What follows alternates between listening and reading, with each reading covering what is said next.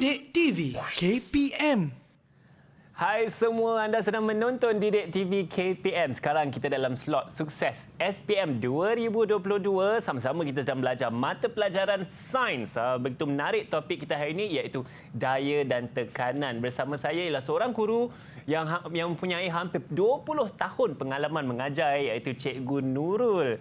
Cikgu Nurul, kalau kita sebut daya dan tekanan ni yang saya tahu sedikit, mesti ada berbincang mengenai prinsip Bernoulli, Cikgu. Betul. Menarik, Cikgu. Cikgu boleh terangkan lebih Cikgu lanjut? terangkan kembali untuk murid-murid di rumah dan juga murid-murid di dalam Google Meet dan juga untuk Hanif. Yes, Okey, baik.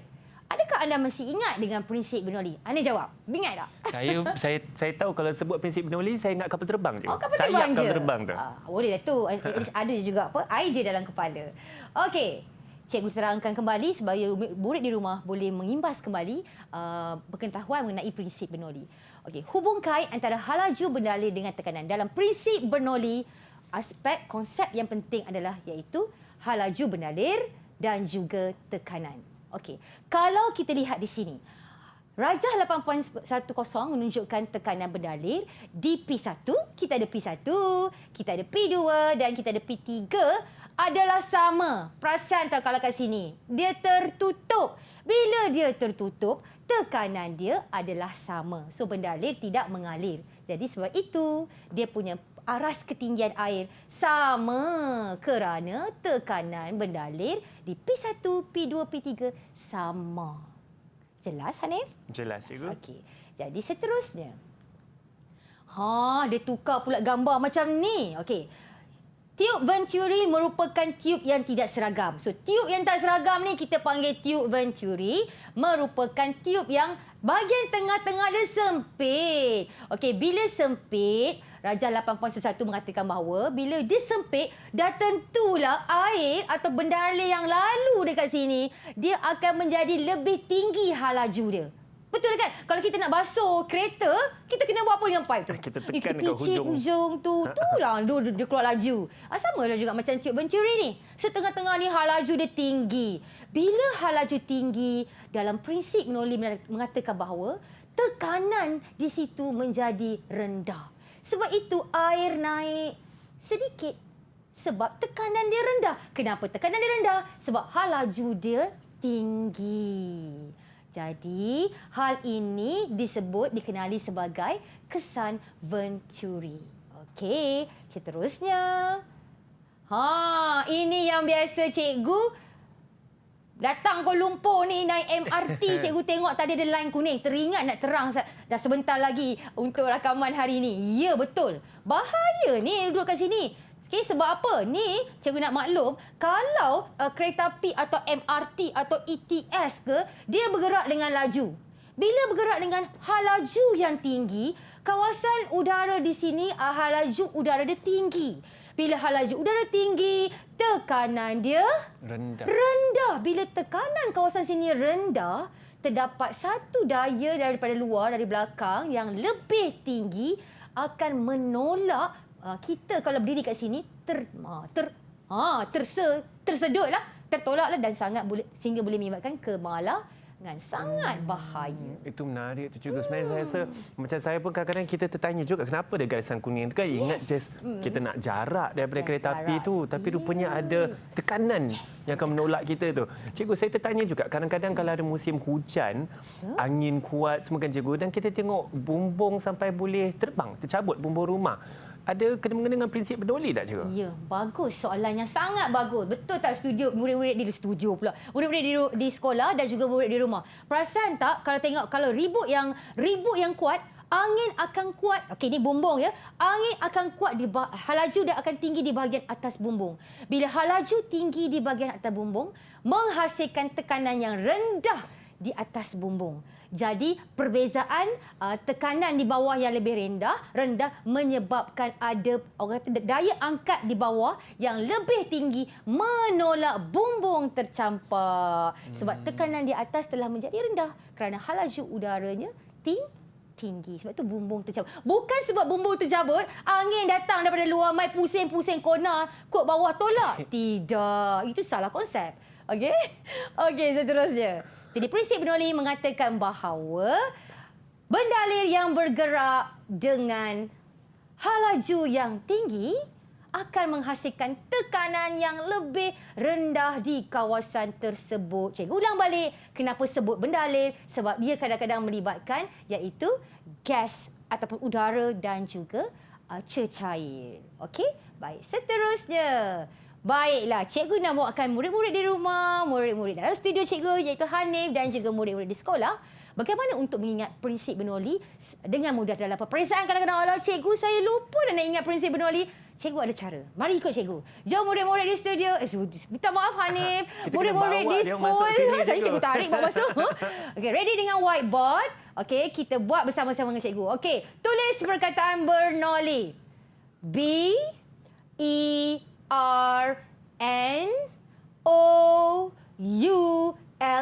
Tahukah murid-murid di rumah? Di sini sebenarnya ada tips. Okey, ikut cikgu. Letakkan anak panah ke atas. Lepas anak panah ke atas, letakkan di sini. Nampak ni? Ni macam huruf apa tu? Macam huruf apa tu? Macam huruf apa tu? Kalau perasan. H ke? H. Jadi cikgu akan letak sini halaju. Okey. Jadi bila anak panah satu ke atas, satu lagi anak panah ke bawah. Tengok cikgu buat. Huruf apa yang seterusnya cikgu buat? Di sini. Tu dia. T tu apa? T tu Tekanan. So tekanan dia rendah. So halaju bendalir tinggi, tekanan rendah. Jadi dekat perkataan Bernoulli sudah ada tips sebenarnya. Murid-murid di dalam sekolah cikgu, tolong tunjukkan hasil kerja anda. Tengok Hanif okey tak? Yang mana lebih cantik Hanif? Kemas cikgu. Okey, cantik. Thank you. Okey, terima kasih. Okey, bagus. Ada rahsia cikgu sebenarnya di sebalik nama Bernoulli ni. Yes. Betul Hanif. Cikgu yang jumpa rahsia tu.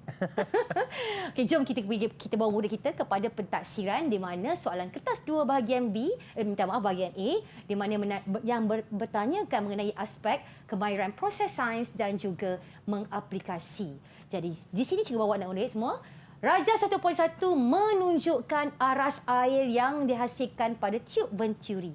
Tadi cikgu dah sebutkan. Okey, tengok di sini soalan dia. Nyatakan satu pemerhatian berdasarkan eksperimen dalam Raja 1.1. Okey, cikgu nak imbas balik. Pemerhatian adalah apa yang kita nampak. Apa yang kita nampak. Baik, murid-murid. Siapa boleh jawab soalan ni? Apa yang anda nampak? Saya cikgu. Okey, Syifa. Apa yang Syifa nampak? Okey, jadi apa yang saya nampak, aras air rendah di P2 manakala aras air tinggi di P1. Tinggi ke paling tinggi dekat P1 tu? Paling tinggi. Okay. Itu jawapan yang lebih tepat. Paling tinggi. Jadi betul. Betul jawapan Syifa. Okay, dia maklum aras air yang paling rendah adalah di P2. Betul lah. Kalau kita tengok dalam periksa, dalam taksiran pun pemerhatian, inilah yang paling rendah. Dan ataupun satu lagi adalah aras air yang paling tinggi adalah di P2. Yang P3 ni tak payah sebut lah. Sebab dia di antaranya. Tak payah cerita yang tu. Kita cerita yang paling tinggi ataupun yang paling rendah. Itulah pemerhatian. Okay, soalan seterusnya. Selepas soalan pemerhatian, sudah pasti akan ditanyakan selalunya adalah soalan inference. Inference ni kan Hanif, dia adalah soalan yang bertanyakan sebab kepada pemerhatian tersebut. Kenapa dia berlaku? Kenapa paras air ni paling rendah? Kenapa? So, kena ada jawapannya. So, itu adalah soalan-soalan dalam yang sering ditanyakan dalam pentaksiran. Jadi, siapa boleh jawab untuk soalan ni? Saya cikgu. Okay. Kenapa dia berlaku? Kenapa Firdaus rasa paras air dia paling rendah dekat sini? Ketinggian air dia paling rendah kat situ. Sebab aras air yang paling rendah adalah di P2 kerana halaju air paling tinggi dan menghasilkan tekanan yang paling rendah, cikgu. Maksudnya halaju air paling tinggi dekat mana tadi? Paling tinggi kat mana? Paling tinggi halaju air? P1. P1 tu P2 halaju paling tinggi. Yang mana paling sempit? P2. Okey, so halaju dia paling tinggi. Jadi tekanan dia paling rendah. Okey, bagus Firdaus. Okey, so kita tengok di sini. Aras air yang paling rendah adalah di P2 kerana halaju air paling tinggi dan tekanan paling rendah. Boleh faham Firdaus? Okey, Firdaus. Seterusnya. Apakah faktor yang diubah dalam eksperimen di atas? Okey, faktor yang boleh diubah ni ataupun bahasa lain kita kata faktor yang dimanipulasikan. Selalu murid-murid di rumah dia selalunya disebut dimanipulasikan. Tapi kadang-kadang soalan bertanyakan faktor yang diubah-ubah, faktor yang diubah. Jadi apa yang kita ubah dalam soalan ini, eksperimen ini? Siapa boleh jawab? Apa yang diubah? Saya cikgu. Ya, Jannah. Faktor yang diubah melalui eksperimen ni saya nampak laju air cikgu. Betul. Pasal apa halaju air? Kawasan ni sempit ke macam mana? Sempit? Ya, Jadi halaju dia akan berbeza. berbeza. Okey, terima kasih Jannah. Bagus sekali. Alright. Seterusnya, hipotesis.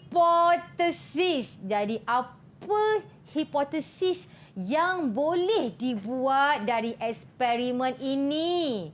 Sangat senang. Siapa nak jawab? Saya nak jawab cikgu. Okey, Aiman, cuba cerita sikit Aiman. Cuba cerita sikit. Okey, daripada eksperimen tadi kita dapat bentuk satu hipotesis bahawa semakin meningkat halaju air, semakin kurang tekanan. Hubungan dia akan jadi V berkadar songsang dengan P. Betul Aiman. Di mana semakin meningkat halaju air, semakin berkuranglah tekanan. Dan ingat murid-murid, cikgu dah bagi tips tadi dekat perkataan Bernoulli ada 2 L. Betul Hanif? Betul, cikgu. Ya. Jadi, dan soalan yang terakhir berdasarkan prinsip Bernoulli. Cikgu berterang tadi sebenarnya. Mengapakah anda dilarang berdiri melepasi garisan keselamatan ketika kereta api sedang bergerak? Okey, siapa nak jawab? Saya cikgu. Okey, Syifa cerita dalam bahasa yang mudah Syifa. Kenapa kita tak boleh berdiri dekat lain kuning tu? Okey, sebab apa kita tak boleh berdiri di lain kuning tu? Sebab kereta api akan bergerak dengan satu halaju yang tinggi. Betul. Dan mengikut prinsip Bernoulli, halaju yang tinggi, tekanan akan rendah. Betul. Jadi apabila tekanan rendah, akan ada satu daya yang akan menolak orang tu ke arah kereta api. Jadi kemalangan boleh berlaku. Ui, cikgu faham. Hanif faham apa yang anak murid cikgu terangkan? Seperti seorang saintis betul, cikgu, penerangan tu. Okey, tapi kita semak dulu jawapan betul atau salah. Okey, kawasan selepas garisan adalah berhalaju tinggi dan juga tekanan rendah. Jadi orang akan ditolak oleh daya ke arah kereta api. Tetapi Syifa memberikan jawapan lebih daripada apa yang cikgu paparkan di sini. Tahniah Syifa. Sangat bagus. Cikgu, saya ada satu soalan cikgu yang mungkin ada kena-mengena dengan kereta api dan prinsip Bernoulli ni. Kadang-kadang kalau kita di lebuh raya sebagai seorang penunggang motosikal, lepas tu ada lori yang laju cikgu dan kita boleh rasa macam kena tarik, bergoyang motosikal kita. Ya, ada kena-mengena dengan prinsip Bernoulli juga ya cikgu. Ya, sebab Hanif dah sebut perkara ni, Hanif mengingatkan cikgu kepada peristiwa pada murid cikgu juga sebenarnya. Ada murid cikgu yang kemalangan kerana murid cikgu ada 2 orang murid cikgu bergerak menghampiri kenderaan lori sangat rapat. Bila sangat rapat, sebenarnya ruang antara lori dengan motosikal telah menghasilkan satu ruang kawasan yang bertekanan rendah di mana lori itu sangat laju. Dan menyebabkan anak murid cikgu faham? Dia akan menjadi satu kenangan sebenarnya. Kalau prinsip Bernoulli ni, apabila cikgu terangkan di dalam mana-mana murid, itu akan menjadi salah satu cerita yang agak sedih untuk cikgu kongsikan kepada murid-murid cikgu di mana-mana kelas setiap tahun. Sebagai peringatan sebenarnya. Sangat bahaya. Betul cikgu, saya setuju tu.